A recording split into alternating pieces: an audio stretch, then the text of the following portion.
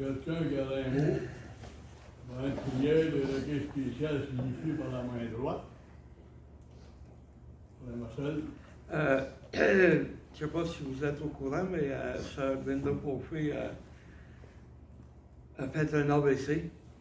Elle est paralysée sur le côté et elle n'est plus capable de parler. Fait que, après Martin, il est communiqué avec moi. Puis, il disait qu'à 3 fois qu'il la voit, les larmes coulent. Fait que, soyez en prière pour elle. Puis, si le Seigneur décide de la garder avec nous, et prier pour notre frère Martin en attendant. Amen.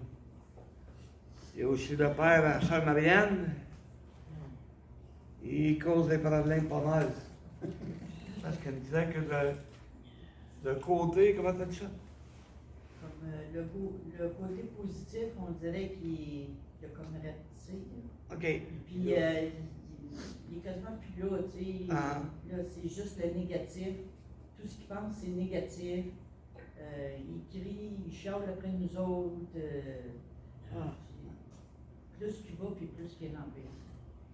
Ah. Là, c'est ma soeur Réjeanne qui est là, mais elle est tout le temps sur son dos. Et même elle est après faire une dépression, je pense. Ah, ben là, bon. Fait que priez qu'il y ait une batterie quelque part là, qui peut permettre le positif. Là. Je sais pas. La batterie là, on fait appeler ça le Seigneur. Hein? Les frères, il y a des mots d'encouragement pour les Gislains. Hébreux 3, verset 4. Vous savez que je suis dans la construction, puis ce qui m'a toujours fait aimer ce que je fais, c'est qu'à chaque fois que je fais quelque chose, j'enlève ce qui n'est pas beau, puis on fait quelque chose de beau avec. Les grosses maisons qui se construisent, ça m'impressionne de voir qu'on part de rien, puis qu'on fait des belles choses de même. Hébreux 3, verset 4. Chaque maison est construite par quelqu'un. Mais celui qui construit toutes choses, c'est Dieu. Amen. C'est sûr que de nos mains, on fait beaucoup de choses, mais c'est Dieu qui nous donne la capacité de le faire. Peu importe comment on est, peu importe ce qu'on va faire, toute chose doit être faite en conscience que c'est Dieu qui donne la force, qui donne les capacités, qui donne tout ce que tu as besoin pour accomplir ce qu'il y a en avant de toi. Fait qu'on néglige pas ce que Dieu nous met en avant, parce que si on néglige ce que Dieu nous met en avant, on n'accomplit pas notre travail. Fait qu'on compris les uns et les autres, qu'on puisse toujours se soumettre à l'autorité des cieux, puis qu'on puisse accomplir le travail qu'il met devant nous. Amen. Amen. Frères, vous allez bien, on chanter le 581.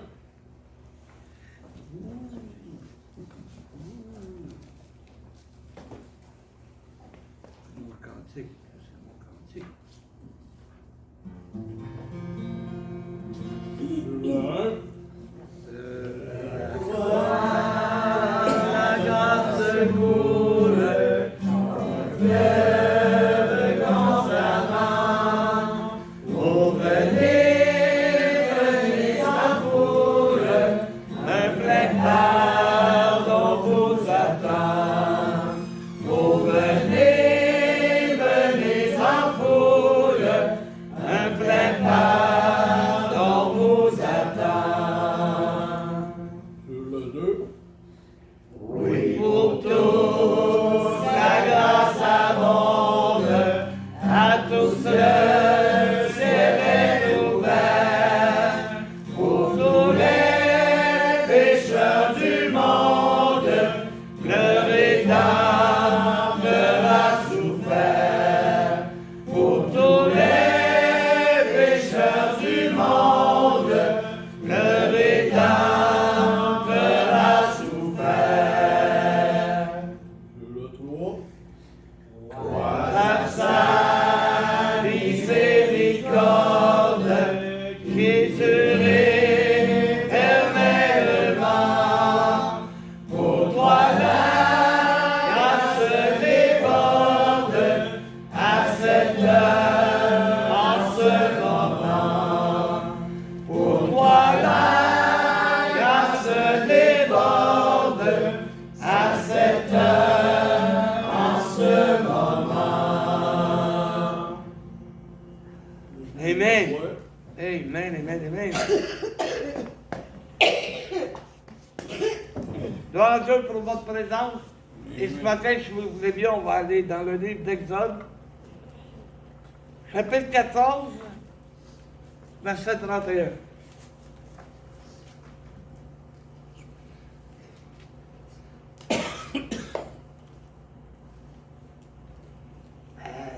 Tu veux, je vois bien clair avec ça, hein? Yeah. OK? Israël vit la main puissante que l'Éternel avait dirigée contre les Égyptiens. Et le peuple craignit l'Éternel. Et il crut en l'Éternel et en Moïse, son serviteur. C'est sûr que quand tu as vu Dieu en action, avec les 10 plaies d'Égypte, tu as vu la puissante main de Dieu te délivrer, ça doit être impressionnant.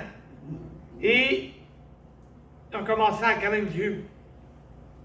Hein? Ils ont commencé à craindre Dieu. Comprends? Quand tu vois tout ça, il y a de quoi le craindre. Amen. Nous aussi, le Seigneur nous demande de le craindre. Mais n'oubliez pas une chose, l'amour bannit la crainte. Amen. Ben, si on a assez d'amour, on n'a pas besoin de craindre Dieu. Au contraire, il est là avec sa main puissante. Il est là pour nous aider. Il est là pour nous délivrer. C'est pour ça qu'on est bien mieux d'aimer Dieu que d'attendre que Dieu commence à nous cogner dessus pour qu'on commence à le craindre un peu. Non, non, tout ce que je fais, c'est pas parce que j'ai peur de Dieu. Je le fais parce que j'aime Dieu. Et je veux le servir. Et on va après ça, on va sauter, chapitre 15, versets 1 et 2. On commence le verset 1 parce qu'il est long. Alors Moïse et les enfants d'Israël chantèrent ce cantique à l'Éternel. Ils disent, je chanterai à l'Éternel, car il a fait éclater sa gloire. Il a précipité dans la mer le cheval et son cavalier. Ils se sont mis à chanter les louanges de Dieu. Ils se sont mis à chanter un cantique qui parlait comment est-ce que Dieu les avait bénis en cette journée-là. Ils les avait délivrés d'être esclaves des Égyptiens. Et là, il arrivait dans une terre, ben, il s'en allait vers une terre que Dieu avait promis à Abraham, le père. Hey! L'Éternel est ma force et le sujet de mes louanges. C'est lui qui m'a sauvé. Il est mon Dieu, je le célébrerai. Il est le Dieu de mon Père, je l'exalterai. Hey, c'est-tu beau? Quand tu regardes ça, là, c'est-tu beau? Mais vous allez moins sourire, mais que vous sachiez que ce pauvre peuple a changé d'idée 3 jours après. Comme bien les chrétiens. Ils sont tous heureux, ils viennent d'avoir un corneux, dans 3 jours, ça va aller mal. Hein?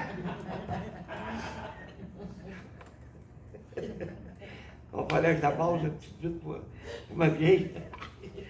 Mais quand ça passe, frères et sœurs, c'est triste de voir ça. Mais qu'est-ce qui suit, là? C'est vraiment triste. Hey, 3 jours, c'est pas long, là. Ils ont la mémoire courte, ça n'a pas de bon sens. 3 jours avant, ils craignaient l'Éternel, puis là, regardez bien ce qu'ils vont faire. Verset 22, mon frère Justin.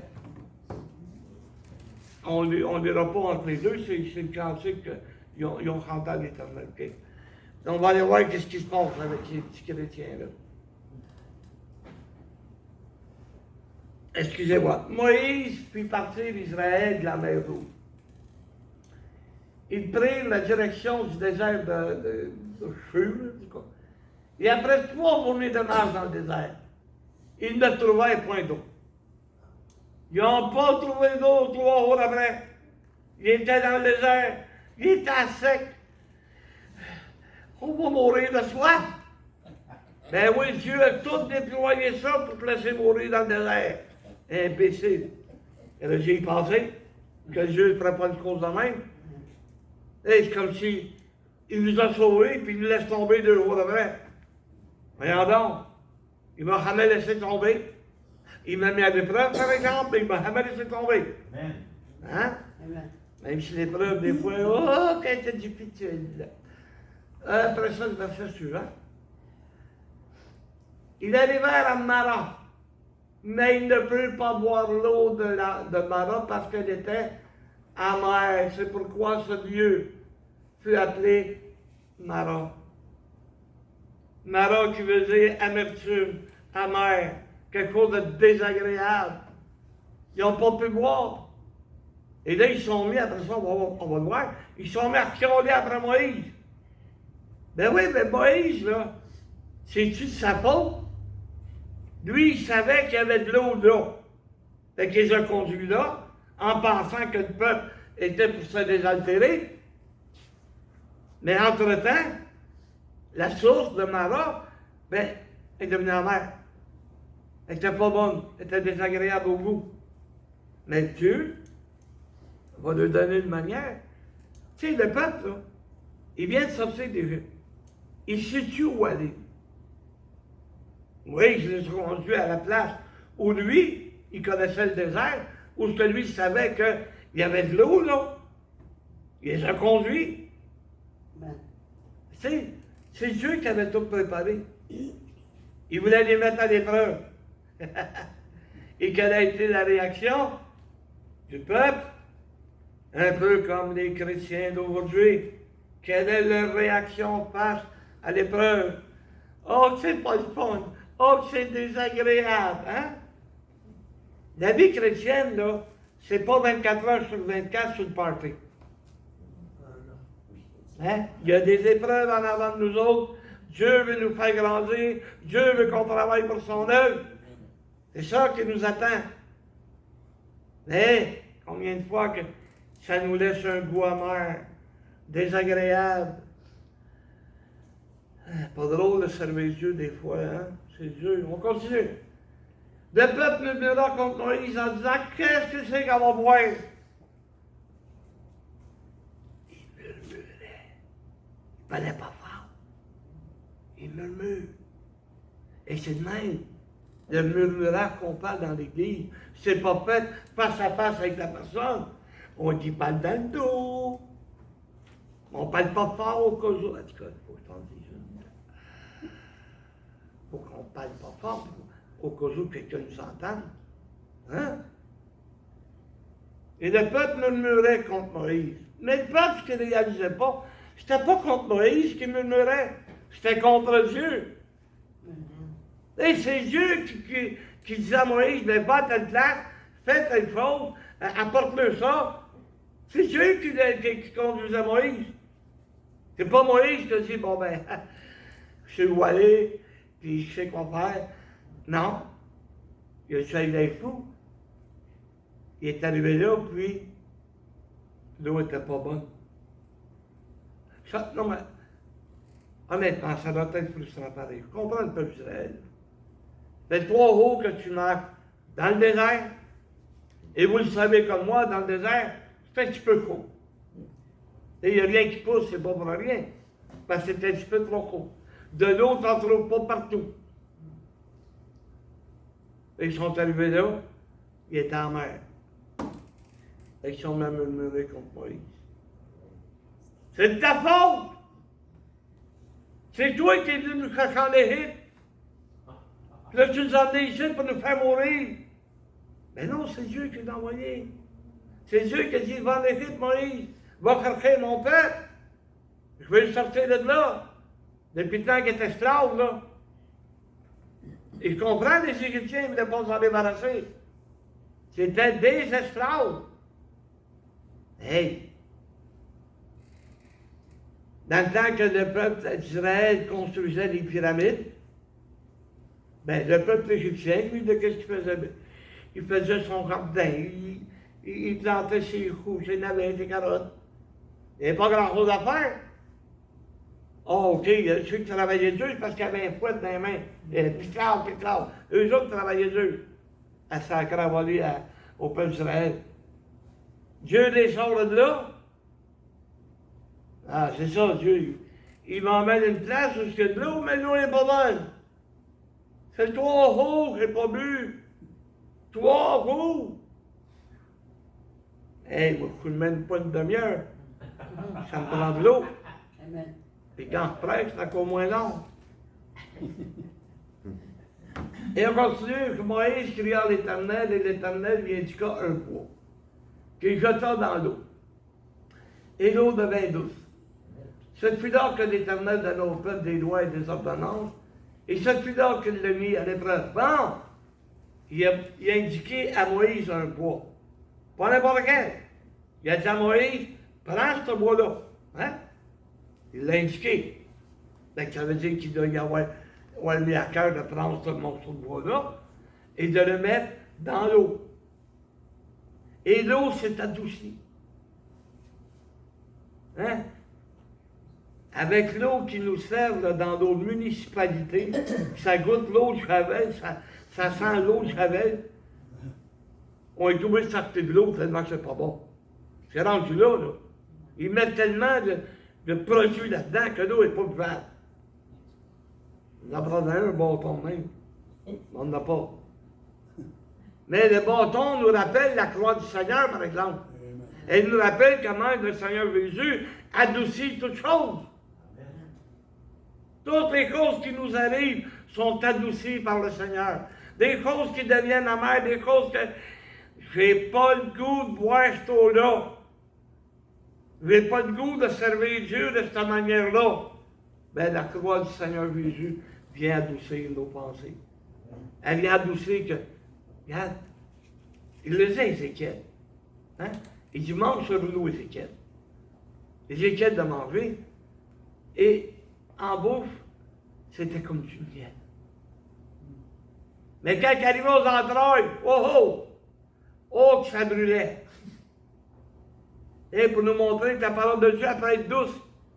Mais elle peut rentrer en dedans, puis elle peut aller voir ton cœur. Elle peut essayer de le shaker un peu.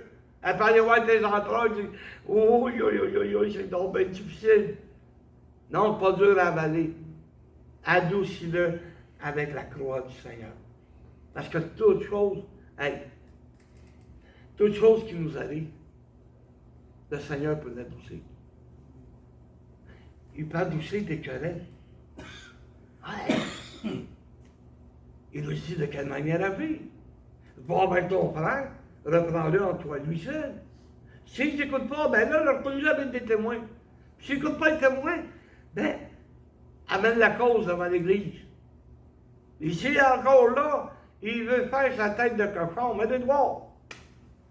Non, ça ne dit pas bien, là. Mais mets-le à l'extérieur, qu'il soit pour toi comme un païen puis un publicain.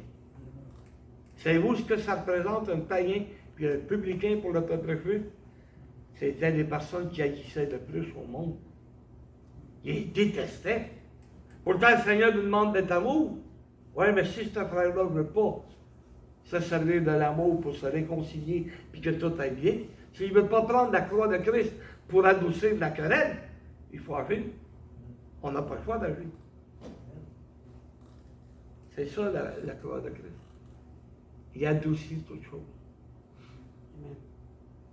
Une querelle entre amoureux. Une querelle entre hommes et femmes. C'est dur. C'est difficile. Mais il y a une seule manière de passer à travers. Prends la croix du Seigneur pour adoucir toutes choses.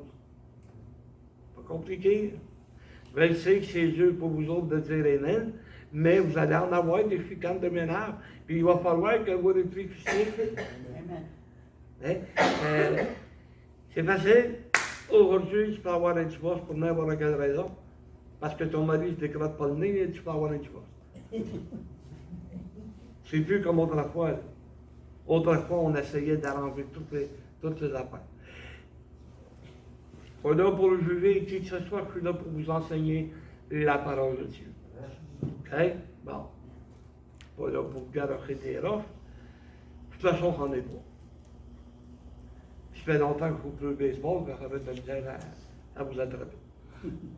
Mais toute chose peut être adoucie par la parole de Dieu. Adoucie par la croix du Seigneur.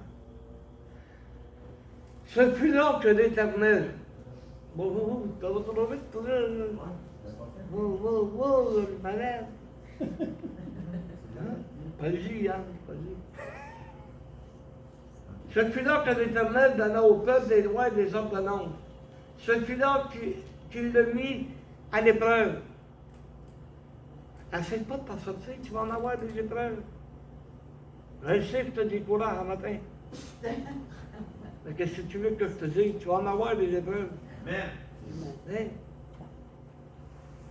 Ça peut être la maladie. Ça peut être le budget qui ne rentre plus, parce que c'est rendu tellement cher qu'on a de la misère à vivre. C'est quoi les épreuves? Quelle sorte d'épreuves avez-vous? Tu sais, j'ai connu un pasteur. Oh! Il était mis à l'épreuve là, d'aplomb. Il était obligé de déneiger sa cour. Ça, là, il n'y avait rien de pire que ça pour lui. Ben ouais, mais peine quelqu'un qui fait des verres. Voyons donc. Tu sais, les épreuves auxquelles on est exposé, là, le fait qu'il n'y ait pas d'âme. Penses-tu que c'est pas une épreuve pour nous autres? Oh my! Vous allez plus à la recherche des âmes? Il semble que c'est notre priorité. Le diable a-tu réussi par les épreuves à nous arrêter? Que là, on n'a même plus ça devant nous. Hey, avant ça, qu'est-ce qu'on voulait? On voulait des diacres, on voulait des pasteurs, on voulait des missions, on voulait d'autres églises. On en voulait dans le temps, là. Hey! Elle met tellement ça. Hey, il fallait qu'on fasse 4 églises durant la même semaine. Il fallait aller enseigner, hein? Dans la même journée, un dimanche, on partit de Saint-Michel. On a arrêté à Saint-Dalien, on a monté à Fendant, puis on finit à Saint-Roch, on retourne à Saint-Michel le soir. Je suis arrivé, j'ai fait comme toi, j'ai mis ma tête sur l'oreiller. Goodbye, my love, goodbye. Oh, oh, oh. Mais c'était tellement le fun! Hein? Je partais avec mes filles, bien, ouais, je mettais en cassette et je me rappelle plus. Le psaume, ça chantait tout le long. Ben, ça trouve l'esprit spirituel. Hein? C'était pas que j'étais prêt à prêcher, hein, bon, regarde. C'est ça. On va être exposé aux épreuves. On n'a pas le choix. Bon, là, on peut y aller. On me donne le temps dans mon frère. Il dit, si tu écoutes attentivement la voix de l'Éternel, ton Dieu, si tu fais ce qui est droit à ses yeux, si tu prêtes l'oreille à ses commandements, et si tu observes toutes ses lois, je ne te frapperai d'aucune des maladies dont j'ai frappé les Égyptiens, car je suis l'Éternel qui te guérit. Amen. Écoutez attentivement la voix de l'Éternel. C'est le souhait de toute personne qui aime Dieu. Mais le diable est là pour te sacrer des jambettes. Là, moi, il m'en a sacré une bonne.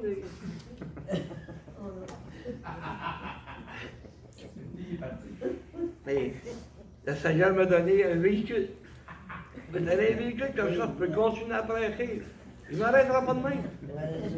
Mais j'essaie d'écouter attentivement la voix de l'Éternel. J'essaie de faire ce qui est droit. Pas trop évident. Hein? Parce que c'est dans la tendance humaine qu'on a des partis pris des fois. On a une fois être égal avec tout le monde. Tu sais,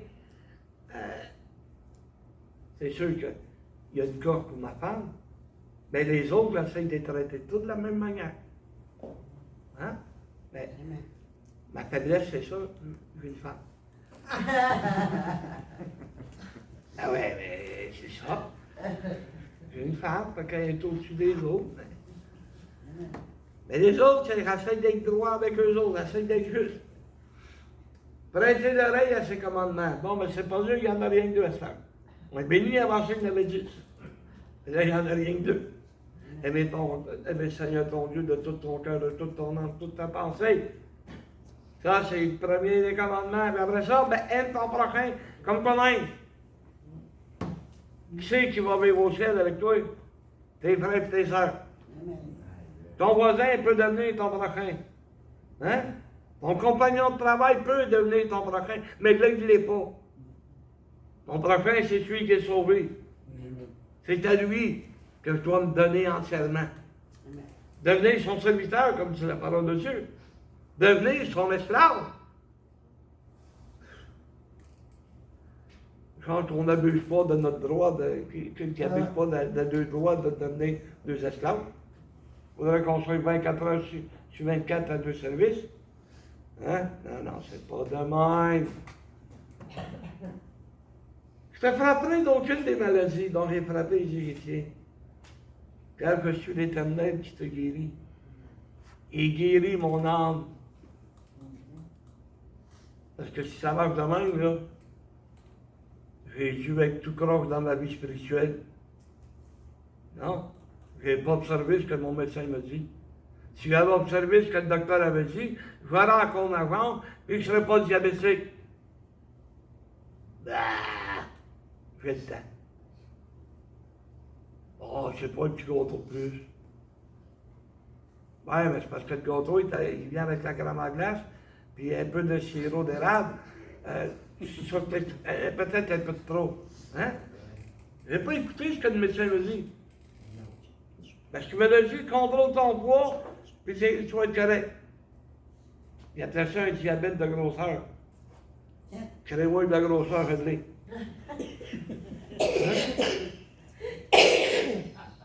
C'est comme ma vie spirituelle. Quand ça va pas bien, qu'est-ce que le Seigneur fait? Il me dit quoi faire. Mais tête de pioche. Faut pas dire tête de cochon. On n'écoute pas. Et après ça, qu'est-ce qui nous arrive? Oh, plus comment ça va? Ben oui. Continue à prendre les choses. Le verset suivant, on ne s'éternisera pas là-dessus. Là. Ils arrivèrent à Élim, où il y avait 12 sources d'eau et 70 palmiers. Ils campèrent là près de l'eau. Hein? Donc, vous emmenez une place, moi, là. Vous avez fait boire à Mara avec l'eau douce. Là, moi, vous emmenez à Élim. Vous n'en manquerez pas d'eau. Il y a 12 sources d'eau, puis 70 palmiers. Il y avait même de l'ombrage. Il n'y avait pas rien que de l'eau. Peut-être qu'ils se baignaient, je ne sais pas. Après ça, ils ont été s'étendre par la plage, là, mais je suis le bord d'un palmier pour avoir de l'ombre. Parce que vous le savez comme moi. Quand tu vas à l'ombre, ben, il y a une certaine fraîcheur que tu n'as pas quand tu es plein soleil. Hein? Mais il y en a que. Oh, je ne l'aime pas, moi, ce palmier-là. Elle n'aime pas. Cette source-là de Rosa, je ne l'aime pas. Je ne l'aime pas, cette source-là. Pourtant, il y en avait 12, assez pour tout le monde. C'est comme dans un message. La parole de Dieu, Jésus nous dit que les fleuves d'eau vive couleront de notre sein. Mais dans le message, il y en a de l'eau là-dedans. Froide. Avec un peu de glace, comme ça. Je t'aime pas, mais il y en a 12 sources. Fait que voir celle que tu n'as pas loin de glace. Hein? T'aimes pas ça? Je sais bien que ma femme va prendre une bouteille d'eau, mais elle prend une bouteille d'eau qui est sur la table. Alors, moi, je prends celle qui est dans le frigidaire. Elle aime ça parce que c'est vrai. Mais le coke, on dirait que tout il faut qu'il soit chaud. Le coke, le petit, l'eau, les sucres de café. Mais tu sais, on n'est pas tous pareils. Mes petits-enfants sont pareils. Ils pognent la bouteille dans le paquet. Il n'y a pas de voix dans le frigidaire, dans le paquet. Hey, petit gars, elle est chaude. Oh, pas grave. C'est grave, certain. T'as pas la bonne fraîcheur, là, tu sais. Bonne bouteille d'eau fraîche. Ah! On n'est pas tous pareils. Mais le message, il est pour tous. Tu vas trouver un message, dans le message, tu vas trouver un petit quelque chose, rien que pour toi. Pas pour les autres. Les autres, ah, ça fait beau. Ça fait beau la manière que tu dis ça. Mais pour un autre, par exemple, ouf, c'est beau, mais ça cogne. Parce que Dieu s'adresse à lui directement. J'ai tout le temps eu, tout le temps, un message de la part de Dieu qui m'est venu directement au cœur, qui a touché mon cœur et qui m'a encouragé, qui m'a aidé. C'est pour ça qu'après 42 ans, on est encore là. Avant ça, on avait l'habitude de dire que j'étais encore debout, là. Mais là, on est encore là. Amen. Un peu comme la chanson des Boys. On est encore là, prêt au combat. Oui, c'est ça. C'est pas une game de hockey qu'on a à faire. C'est de se battre contre le diable. C'est de se battre pour être capable de se tenir debout. Amen. C'est ça que le Seigneur nous demande.